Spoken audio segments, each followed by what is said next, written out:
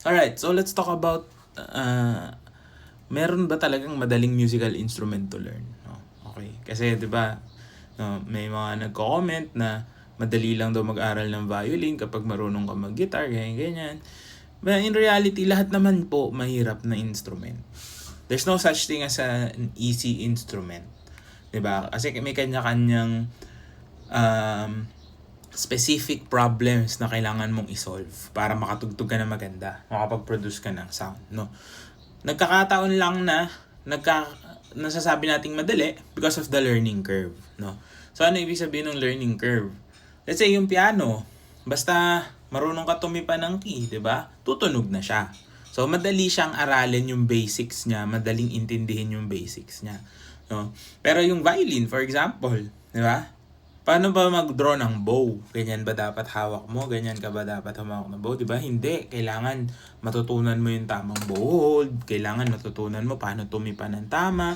So, yun yung mahirap sa kanya, yung learning curve na yan. Now, all instruments become harder, no? Actually, para sa akin yung mas simpleng musical instrument, sila yung mas komplikado pag talagang advanced level ka na or high level ka na, 'di ba? Parang yung piano, isipin mo, 'di ba?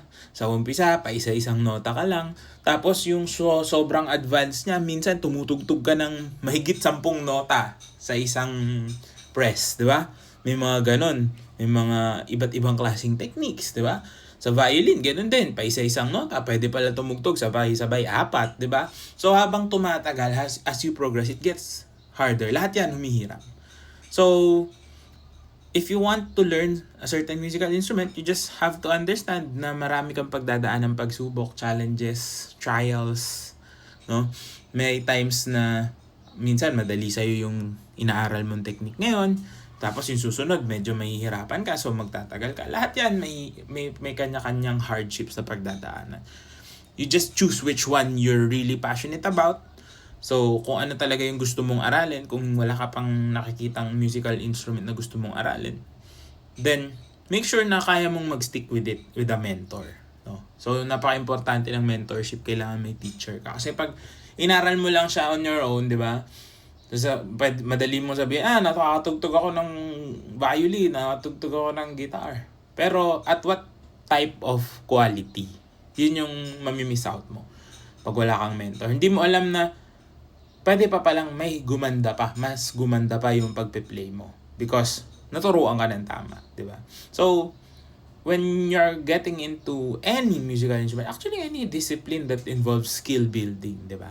You just have to choose which one you want to stick with and ano yung kaya mong tiisin.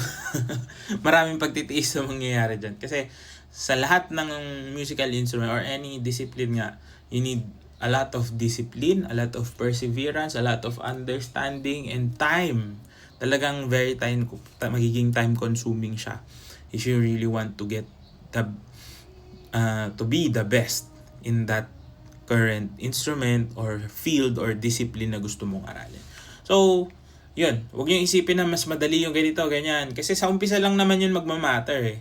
Pagdating sa pag nandun ka na talaga, wala na yan. Lahat yan mahirap kasi lahat yan may paghihirapan kang daanan. Diba? So, siguro mas magandang mindset, lahat ng musical instrument mahirap. Pero alin dyan yung willing kang isacrifice yung oras, panahon, yung disiplina, bigyan yung disiplina mo, doon ka mag-focus and that's what you want to study, di ba? Yung mga multi-instrumentalist na talagang magagaling sa bawat instrument nila, hindi sila nag-aral ng instrument na ganito tapos palipat-lipat, no? They mastered each one separately. Kaya sila gumaling doon sa mga disciplines na yun. So, pwede naman madami if you're just willing to put in that work as well, no?